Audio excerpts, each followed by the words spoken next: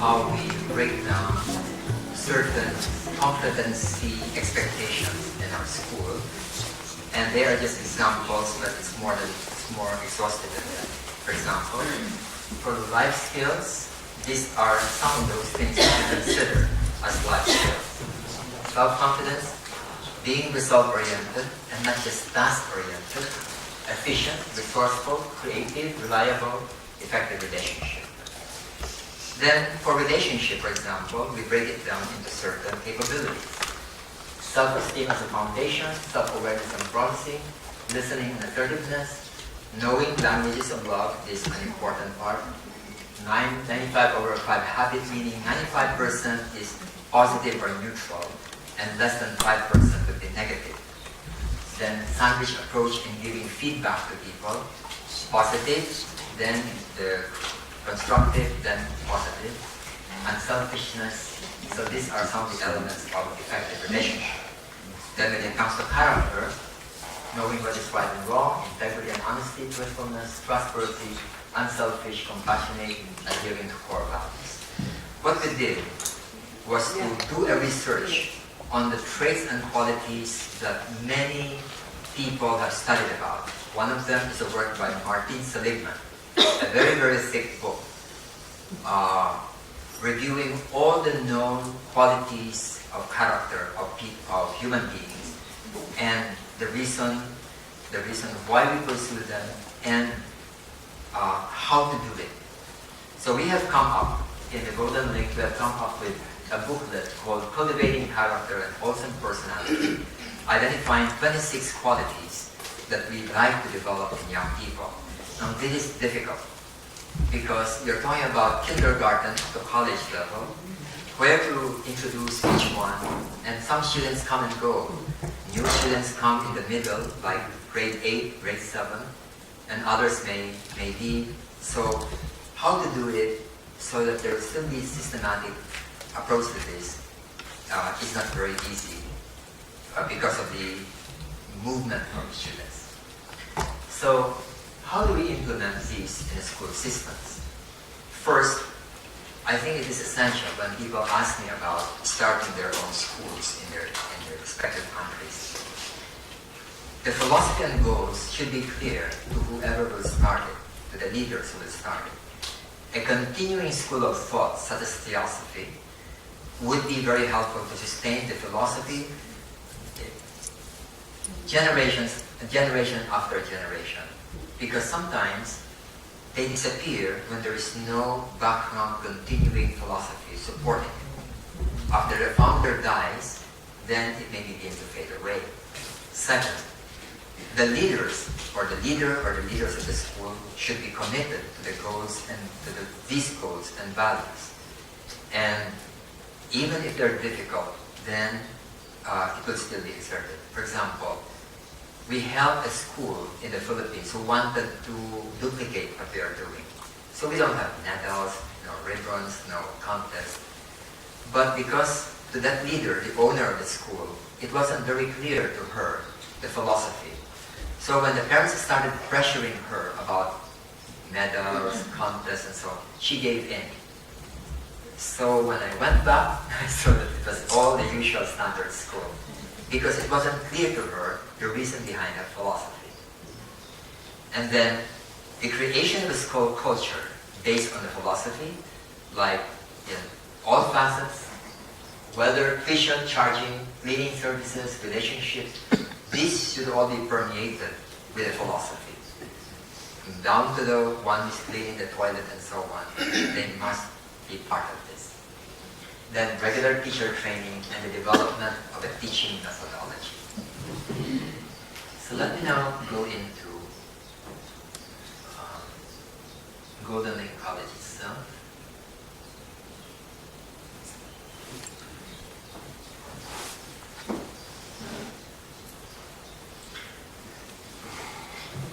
We have 6 schools. Golden Lake is the biggest and the third one. We have 2 which are kindergarten, the others are in grade school or high school, and they're growing. We keep on adding every year. And for those who may not be familiar with with the Theosophical Society. I just mentioned that this was inspired by the Theosophical Society philosophy about the future. And as a foundation view, it is non-sectarian, non-religious. It promotes unity without any kind of distinction. It promotes character building, compassion, social harmony, learning of wisdom, spirituality, and the TS is in about 55 countries. In the Philippines, the Golden Ring School system is found in 6 areas. There are 6 schools. The new one, the latest one, just started this year. And they are found in 3 of them are in the northern, biggest island of Luzon. 3 of them are in the middle, Visayas. And next year we are starting one in the southernmost city of the Philippines, because a member felt that he wanted to do something for education, so he donated a large tract of land on the condition that we put up a branch of Golden Lake. Our first school was just a kindergarten. It's still existing up to now. It's more than 30 years already. And we cannot go beyond kindergarten because the space is very limited. It's the headquarters of the Theosophical Society in the Philippines. And so we can go into grade school, high school because of this, but it's still going on. Then the second one was a community learning center for very, very poor people. And there were 9 volunteers from France who came to the Philippines just to do manual labor work in building this school. It was something very exciting because the community helped build up the school. We provided the funds and the engineering capability, and this school is still existing. And now Golden Link is now on its 17th, 15th, 16th year. It has kindergarten, elementary, high school, up to college. These are the courses available for the college level.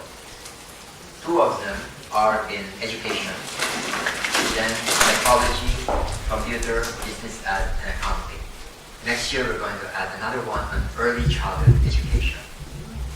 Then this is an affiliate school put up by a lodge, but under the foundation of the president of the lodge. So we don't own this school, but it was put up, designed, including the curriculum. The teacher training was done by Golden Link. And then a branch was put up in the southern part of the Philippines. It's called Bohol Campus. And it will go up to high school, maybe it will go into college too.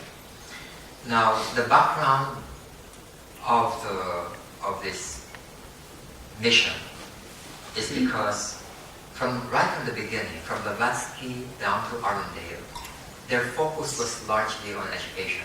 They consider education as very important.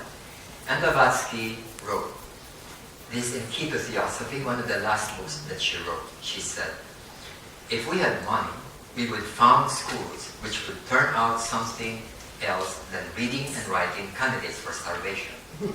Children should above all be taught self-reliance. Take note, she's emphasizing faculties rather than content, not the subject, but the faculties of a young person.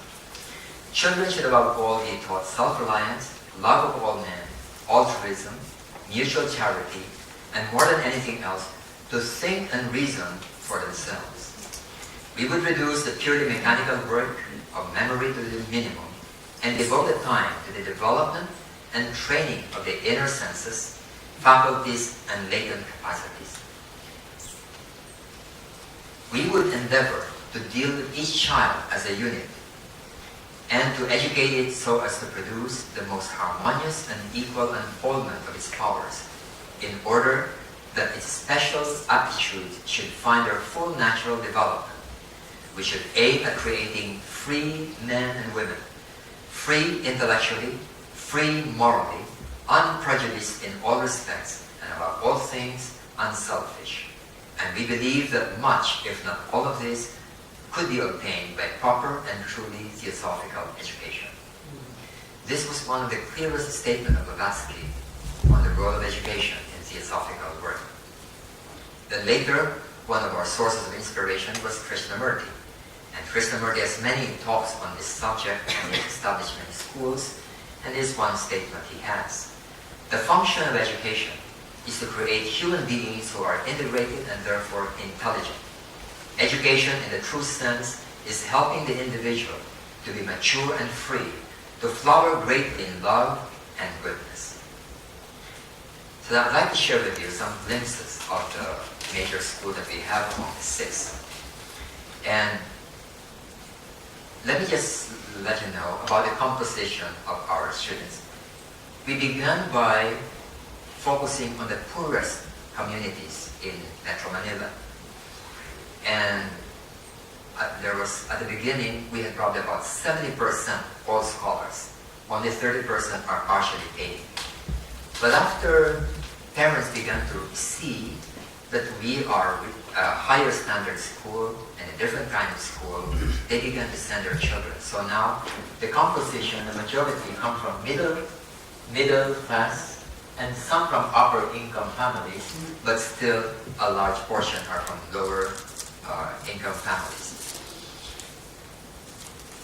We developed the reputation among parents that if parents have problems with their child, character, personality studies, send them to Golden Link, and that we can straighten them out. That we develop that reputation. And because in Golden Link, we find that we don't have problem students. When they enter, they may be bullies, but after 6 months, they cease being bullies. Bullying is only when a person feels put down. But when they're appreciated, there's no motivation for being a bully. You begin to appreciate other people. When you're put down by parents or other relatives, then when you go to school, you want to assert your own importance. But when that motivation disappears, no. We still have very, very poor students, and the current foundation and many TOS donations have been very helpful.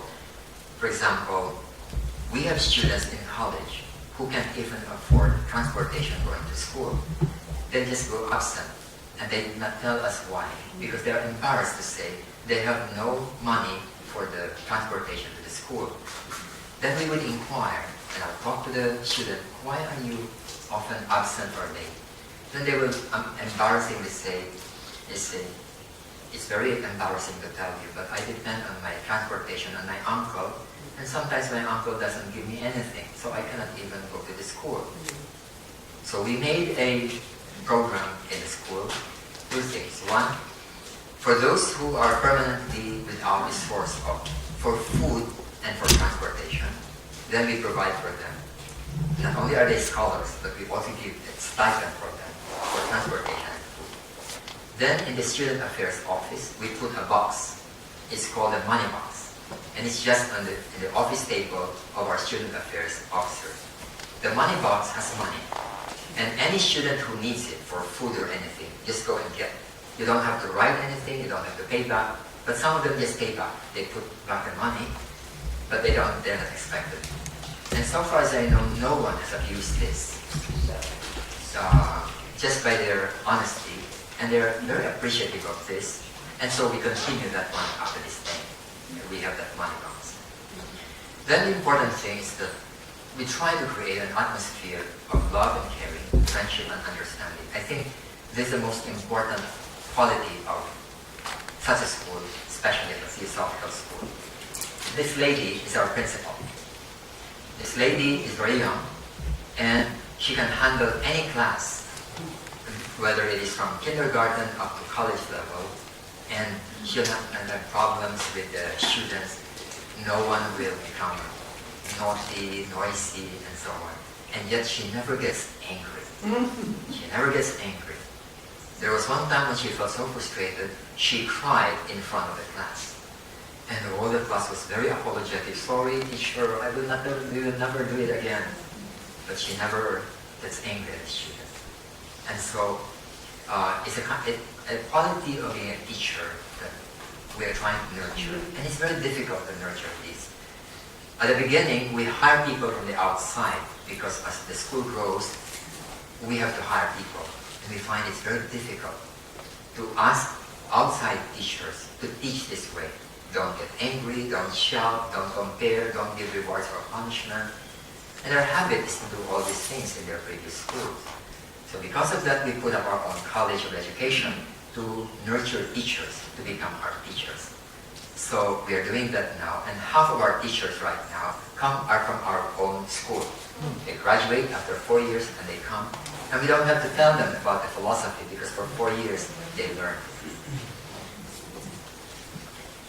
This is the room of the administrator. I am the president of the school. Next to me is the administrator.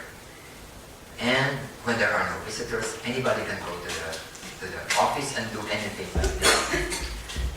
One time, when I entered her office, there was a third-year high school student who was lying on the sofa sleeping.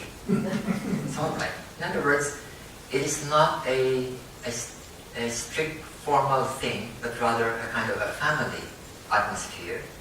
Just don't do anything that's not right. But feeling comfortable in sleeping in the office of the second highest official is all right. That's all right. So they play things, they play games, and then they read books over there. Then, no fear or threat. The moment a new teacher uses threat, intimidation, we get to know it very quickly because the students tell us. They will tell us, Mom, the new teacher has just said this and that. And then we would have to talk to the teacher. Because they are new, we train them for 1 year. So sometimes it still happens. There's no shouting, no threat, no physical coercion. Then there's no ranking and comparison. This is a circle time. The circle time is like a community time where when they start in the morning and end in the afternoon, they go in the circle, and then they just volunteer what they want to do. They want to sing, they want to speak, they want to dance, they want whatever. And then the teacher will try to give as many opportunities to each one. Then we use certain activities to inculcate values. One of them is the U&A. Your U&A, they go to the stage and say things about world peace, brotherhood, unity, including learning how to say, Buenos dias in Spanish, Konnichiwa in Japanese, and so on, whatever they are representing. And then, as I mentioned earlier, there's no competition. Every student goes to the stage to say something, and they don't feel embarrassed when they make mistakes. Then there's no punishment or anger, but we ensure that we let students understand why it was wrong. It is my experience of long years, more than 20 years, including for my children and now my grandchildren. When young people understand why we should not do something, they'll not do it. But if you punish them for doing it, but don't explain, they may do it secretly later. In many schools in the Philippines, you go to the toilet, it's full of graffiti. I don't know about here. Either in the toilet, I love you, I kill you, or whatever it is. For 17, 16 years, we never have graffiti in the bathroom. And we tell them, a lot of our funds go to scholarship. And if you write something on the wall or in the bathroom, we have to repaint it. Who pays for it? It will be either your parent or us.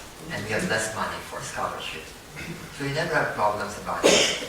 No one is supposed to kill insects like butterflies in the garden. And they really take this very seriously. So explain to them, they'll follow. But many parents just say, don't do this, don't do that. It's not very effective. Then we teach them observing silence and meditation. From nursery, 5 minutes. They just sit, and then we ask them to follow their breathing and give a counting 1 and 2, 1 and 2. This is actually formal meditation, but just for 5 minutes. And when they do this, they develop a balance of being quiet when it means they need to be quiet, and being active when it's okay to be active. We have one teacher who was with us, but she taught in a public school because the payment was higher. And later she came back to us, and then she said while she was teaching outside, she taught in a grade 12 class. In that grade 12 class, students are very, they talk while the teacher is teaching, they stand up and walk around, they go out of the room without asking permission. That culture in that school. So she said, she decided to use the meditation practice in Golden Lake and did it for that class. On the first day, they were all so fidgety and uncomfortable about this practice because no one does it in other schools. On the second day, they began to get used to it. On the third day, everybody does it. Then, this whole class became so well-behaved, and they don't go out anymore without permission, they don't walk about. Apparently, they were very restless. And when they were introduced to being quiet, the restlessness fade away and disappear. So, this is one of the effects of going into meditation and quiet. Here is for kindergarten students. They're doing this observing silence for about 5 minutes, at most 10 minutes. And they like it. These circle time activities, we do large group circles or smaller group circles. It's community time, so that they get to know the entire school, the campus, and then they feel that it is a large family, not just a classroom. Here is what we call the circle of appreciation. It's something very interesting. The group, whether students or including teachers, they will be divided into two groups, one half, one half. One half will sit on a chair in a circular, in a circular way. And then there's an outside group who will go around the circle. Then an MC will say, tap somebody on the shoulder whom you feel you admire. Just tap. So people will do that. So we did it, we started many years ago. They start by tapping. Tap somebody whom you feel can be a very good friend for life. Then after some time, tap somebody whom you feel you love, and so on. Then it developed into a more expressive activity. You will notice here, they would now hug and embrace people. And the ones who are sitting can't even see who they are. But many of them will be crying. Because for the first time, somebody really expresses appreciation of what it is. And it changes them, this culture of appreciation. So we call it circle of appreciation, and we do it many times during the year. Then we have marriage and parenting classes for college. This is not something found in other schools, but the problems in society are caused when people get married not knowing how to build a happy, harmonious husband and wife relationship and how to be parents. So before they graduate in fourth year college, they have to go through this, otherwise they cannot graduate. And this is one of the subjects they like most. We talk about sex, we talk about relationship, disappointment, finances, and so on. So when they get married, they're prepared. And I tell them, don't mind the grades. The grades are not important. Learn the knowledge because you need it when you get married. Then this is an example of the graduation. The school is high school. And in graduation, all of them deliver speeches. Usually in the Philippines, practically all schools in the Philippines, only one makes a speech, the valedictorian. But we don't do that. Every graduate will speak. And so, like for example, this one, I don't know how many a day, all of them would give a speech. And the parents are all there. And they will be crying while they're speaking. And it's something so moving and touching. Then they have usually graduation song. All graduation songs are composed by them. They compose the lyrics as well as the music. And it doesn't matter whether it's a very nice song or not, but it's something that they made. Since the beginning, we have done this. Then we have special sessions for the students, and then we teach self-transformation is throughout the school year as well as during youth camps of 4 days. And there they have activities, play games, then the self-transformation seminar, how to overcome fear, and then expressing affection, care, and love for each other.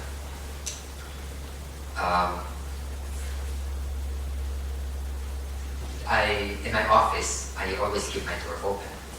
And then sometimes there are students who come by, whether male or female, they're passing by, and then they see that I have no visitor. Sometimes they just come in.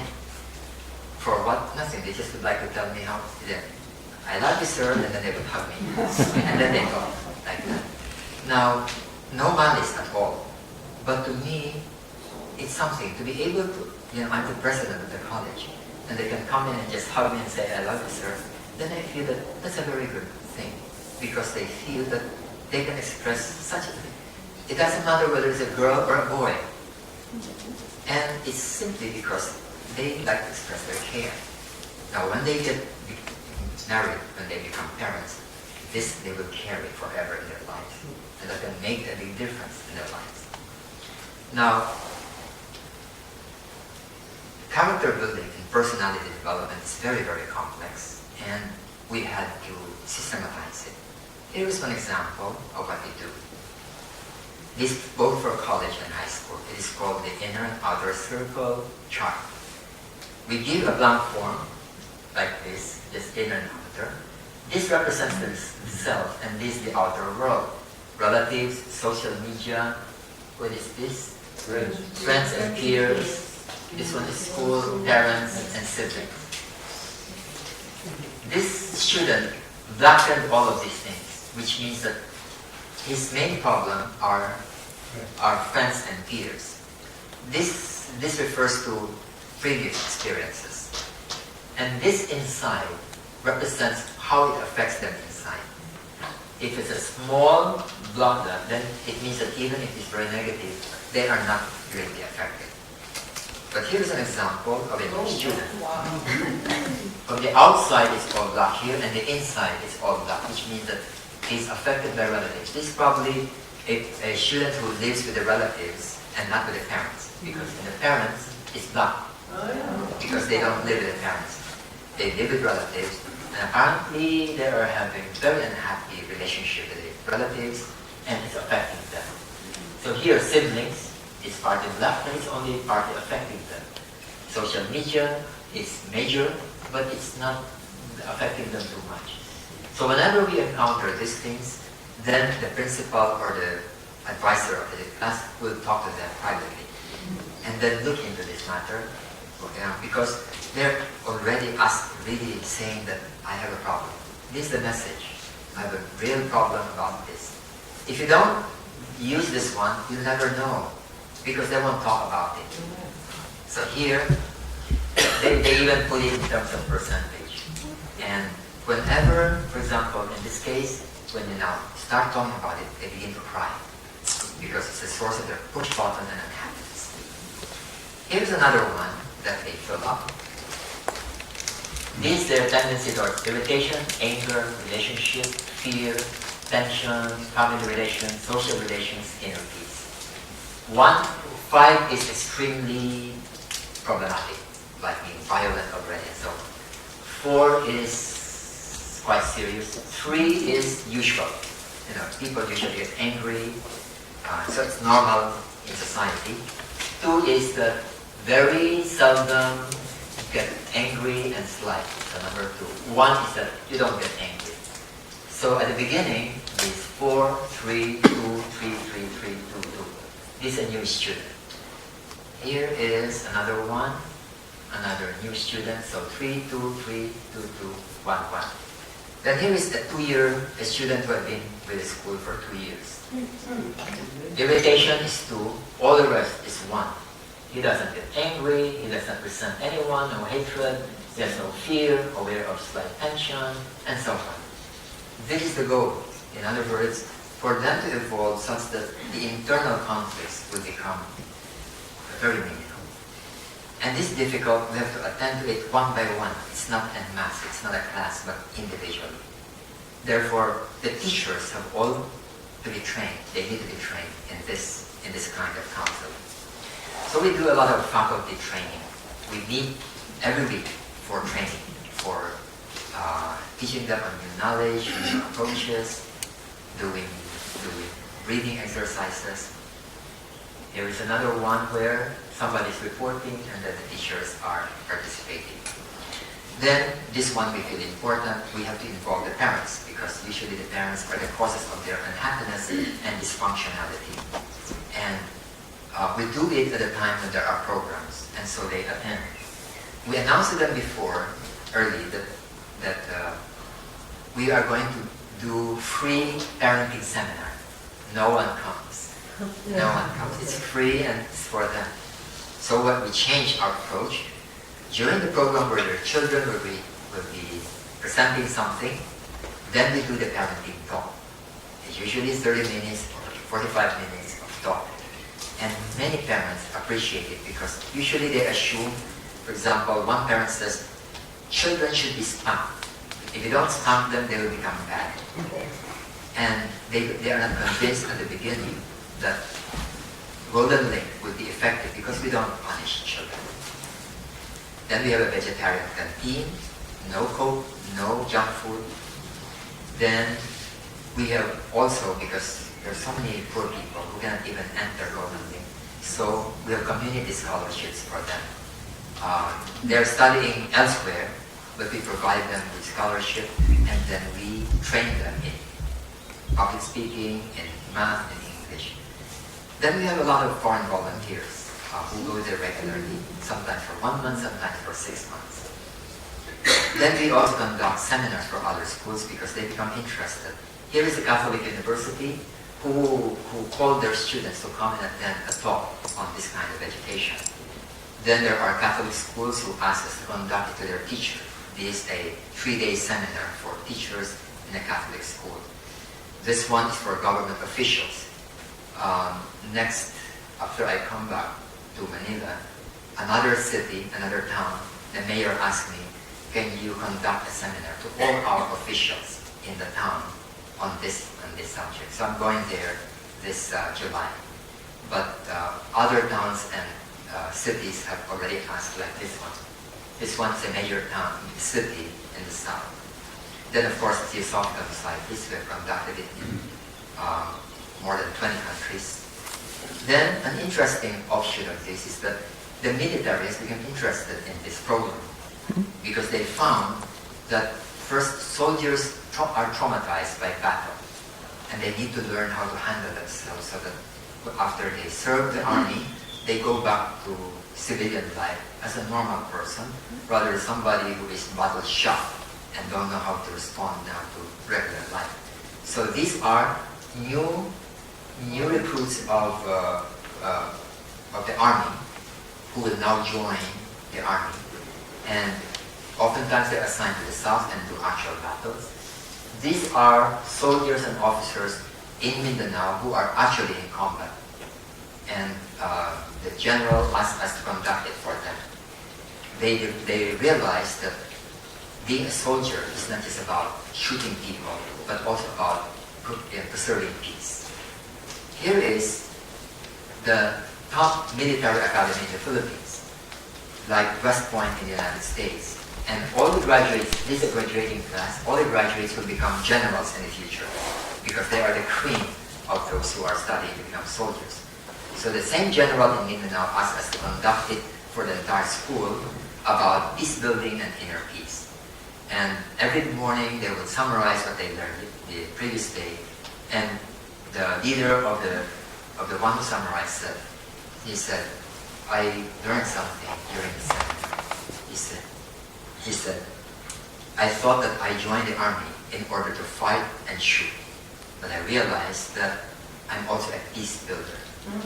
Now that's a shift in paradigm shift for the mind of the soldier to be. And the general who was in charge of this told me the reason why he is interested in introducing peace building and inner peace sessions for them. He said, in the average life, in the life of a soldier, they only spend 7% of their time in actual battle. 93% are not in battle. What do they do? 93% is waiting. So they have to learn about this and begin to build peaceful initiative for the community. Then we do it for public schools and so on. I'd like to share with you, to close, what graduates say after they have finished Golden Link education. I picked this up from their graduation speeches. As I said, all of them speak. And they write their own speeches. And I picked up a few. This is a high school student. She said, I truly feel that we are one big happy family here in Golden Link School. Before we called it a school, now it's college. All the teachers are kind and show genuine concern towards the student. There are many things here in Golden Link that cannot be found in any other school. I really like this school. If there is one school that I can never forget, that is none other than Golden Link School. She went to college and other universities, but she keeps on coming. Here is one in college. She finished Bachelor of Elementary Education. She said, "Whether I die today or not, my love for Golden Link College will never end. Let me express my gratitude to Golden Link. You have changed my life. You have changed the lives of all the students. You are not just an academic institution. You are a school of life." Here's another one who finished computer information technology. She said, "Indeed, Golden Link College has a unique approach in education. It has transformative ways that develop our inner self and allow us to discover our full potential. GLC helped me to become more confident, efficient, and productive person that I can hardly recognize myself from what I was before."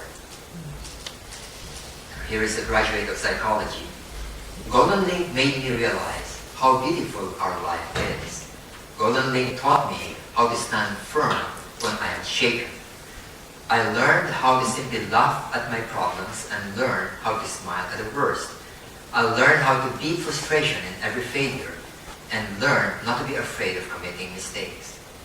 Life is neither just about being the number one in the class nor having high grades. Life is about discovering and accepting who you really are. It is about being the best that you can be without thinking of what other people will say or what reward that waits. Because knowing and accepting oneself is the only time that you could be genuinely happy." And here's another student, a graduate of business administration. "After I entered the school, something startling happened. Golden Link guided us to discover the flame of our inner potential, to find out about the real purpose of our lives, to love the things we wanted to do, to be ready for the change that many individuals fear but wise men embrace, to figure out our ultimate destiny, goal and destiny, to believe in ourselves, to gain personal development or self-mastery in order to be prepared to face life, to see opportunity in painful experiences, to have a simple life with serenity, lasting happiness, harmony, and divinity, to have faith and believe that we can do what we need to do, and selflessly love and serve others. Overall, it created a deep impact on the quality of the life we have." That's saying a lot.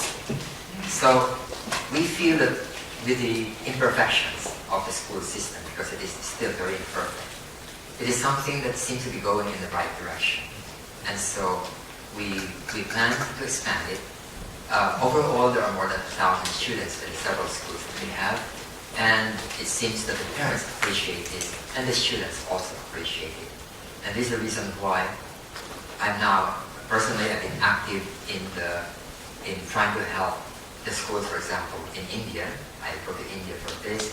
Then Argentina, there's a definite plan to put up a school. And then there are several countries, like in Kenya. They also expressed they wanted to put up a school in Uganda. These are all possible options because many theosophical societies have land. That's the most expensive usually, but many theosophical societies have land and properties. What is needed would be one person who really believes in this, and that he may not be the teacher himself, or she may not be the teacher, but she has the philosophy and the commitment to do work like this. Then we just hire and train teachers, but at least one leader will start it out. And I hope that before 2099, we will have at least 100 schools, theosophical schools around.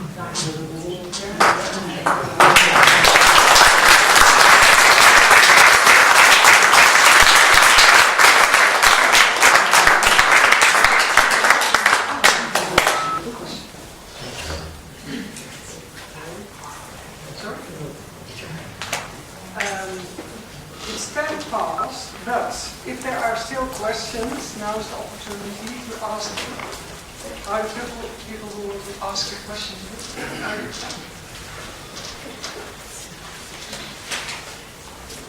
Vic, may I ask you, what do the government appreciate your work, and how far, in what extent, and do they donate also money for that? We don't we don't receive donated money or subsidy from the government, except that they send the students of the public schools who cannot be accommodated in their school, then they send them to us and they pay for the tuition. So in this way, they're also subsidizing, but it's not really a subsidy in terms of support. Many public schools around us are highly appreciative of what we are doing. In fact, they send their graduates to our school. But unfortunately, they find it very difficult to adopt our system.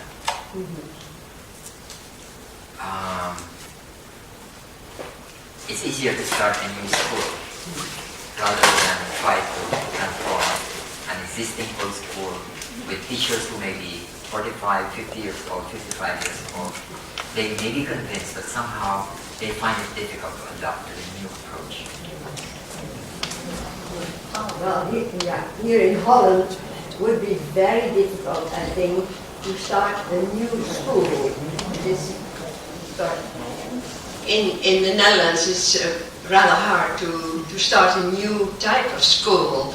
I remember years and years ago that Rukmini Devi asked me to start a school here, and I'm a teacher myself, but I thought it's very difficult to get the license for it, and the inspection will be very hard to let you go. I am not very familiar with the rules and laws in various countries, but there's one thing which I'd like to mention.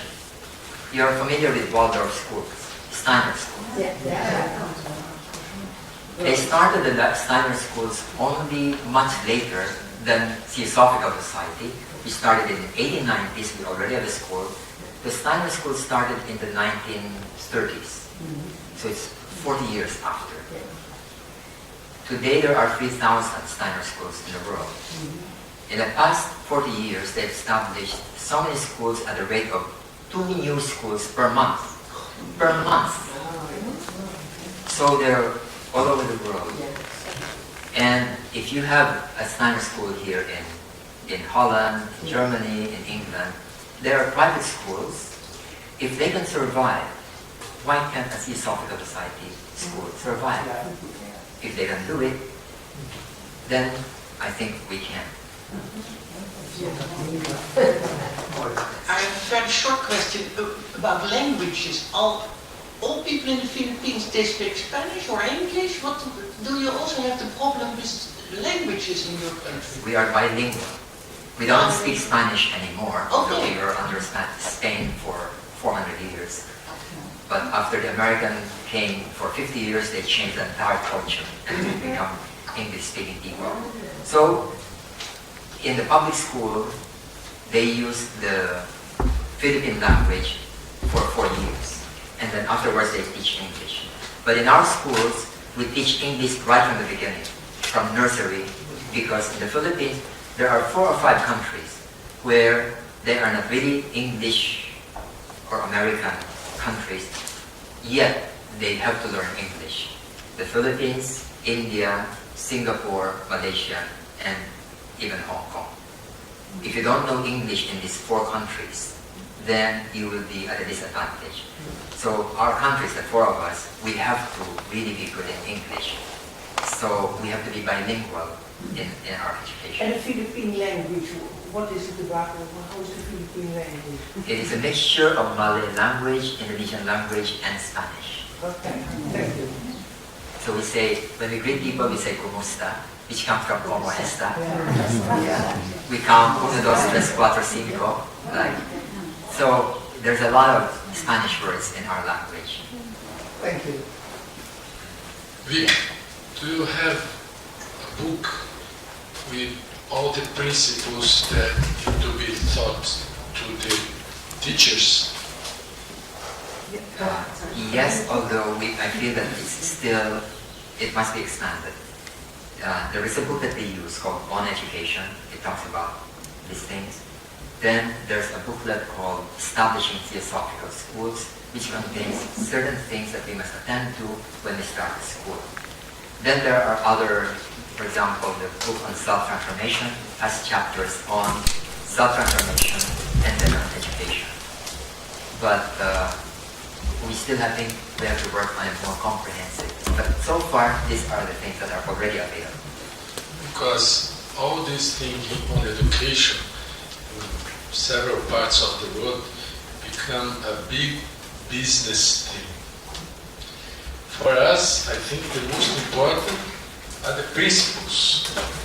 We need to have them very, very clear to teach the teachers, although it will be one more business thing. We start by having to subsidize everything. We started by that because we are targeting the poorest families in the Philippines. But because of the quality of education, the standard, then the richer people, the middle class and the higher class, began to send their children. And we don't give them scholarship because they don't deserve it. So now, in terms of operation, several of our major schools are already in the black, no longer subsidized. But when we put up new classrooms and buildings, we have to subsidize. But in terms of daily operation salaries, it's okay. So we're quite happy with that. And to my mind, a theosophical school should not just depend on subsidies.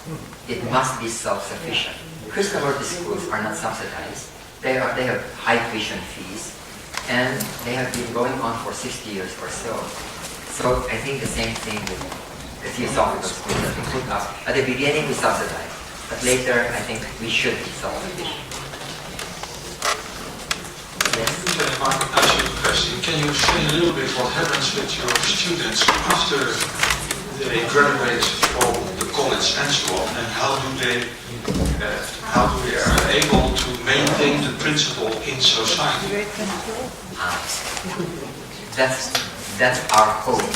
But whether they are fully realized, we still have to study it.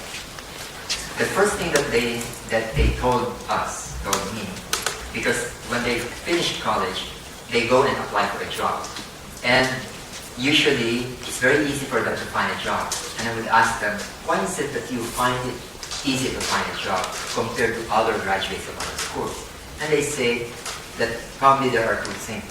One is that they have self-confidence. And the second is that they speak English well. Of course, for character and personality, that's something that this company will still have to discover. But from the personality that they show, they seem to be easily accepted. So that's one. When it comes down to the conflicts in a company, they seem to be able to handle it well. They do not join the gossip machine in offices. Whenever there are problems, they are able to talk directly to people whom they have conflict with. And they are not competitive in the sense that trying to pull others down in order for them to go up. So generally, they seem to be highly motivated. Now, can they maintain this highly ethical attitude for another 10, 20 years? We'll have to see. Yeah, we'll have to see.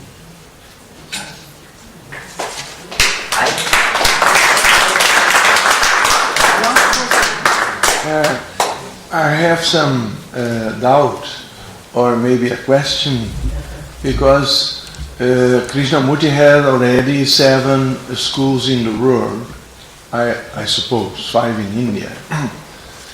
And they are not considered exactly theosophical schools. We have theosophical schools as well in India.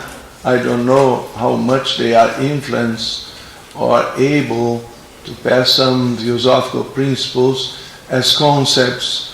And I don't know exactly the golden line style of theosophical schools. What are they similar or different, for example, for a Krishnamurti school, or in which level the concepts are coming, or they are not coming into the learning, or they are expecting to come only through living and not intellectually?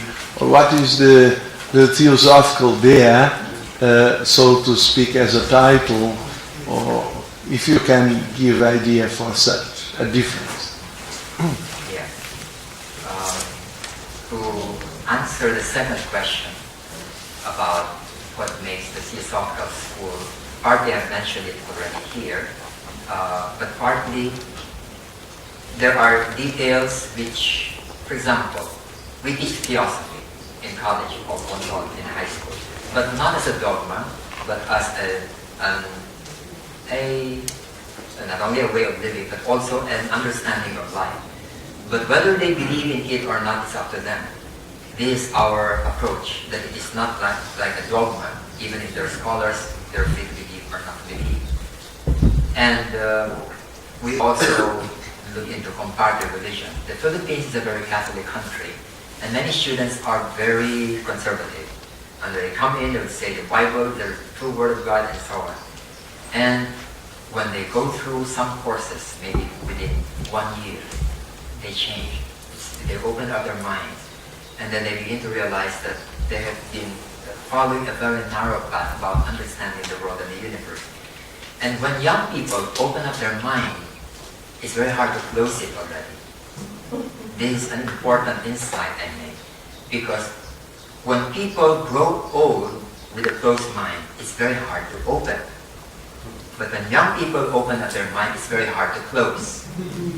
It is true. And so this one, I think, of the contributions of Golden Link to the student, that they see the narrowness of their former viewpoint. Again, we're trying to convince them of one thing to another. We approach it, we use the Socratic method, just asking and asking and asking questions until they keep on trying to probe. And you ask questions, then find, yeah, this is a contradiction. Then they will offer another one. Then you probe again, yeah, this doesn't make sense. Just like that. And then they begin to arrive at their own views about life and the universe, and so on. The way of living is something which is more definite. I talked about it earlier. Then, you mentioned about the present Theosophical schools which may not yet be Theosophical. Very fortunately, something is being done about it. For example, when I asked Brother Bernier before, I said, what would you consider is closest to a Theosophical school? She answered me straight, it's the Krishnamurti school. She didn't even mention the Orthodox school in Adyar. And I visited the Orthodox school. It's a standard school, but somehow this element that we call Theosophical is not there. So now, something is being done towards that. Pradeep is here. Is Pradeep here? Of India. No, Pradeep is not here. Not here. For many decades, there are 6 schools under the Besant Educational Fellowship, but which is not under the Theosophical Society in India. And it's being independently run, so like any other government school.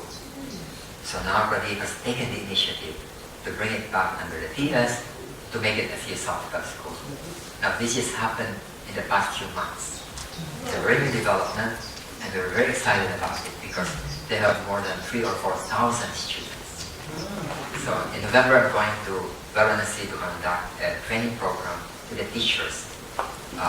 And there are now about 140 who will be attending this one. I don't know how to handle it, but at least let's try. Then Deepa, the vice president, has been organizing the TOS schools under the TOS India. There are 12 of them, or maybe that number. But they are not Theosophical schools, they are charity schools. But if you're going to school work, better make it a wholesome school. Really the philosophy and not just charity. So now we're also looking into that. And we'll do it step by step. Too many. We have to do it like step by step. So I hope that this will now begin to bloom. If we are able to do that, immediately we have 6 schools in India which will become Theosophical schools, plus also 7 schools. Then TOS another 10, then we have 17 new schools that we may call Theosophical schools. And if some of you will start your own schools in our country, then maybe we can have at least 100 schools before 2019.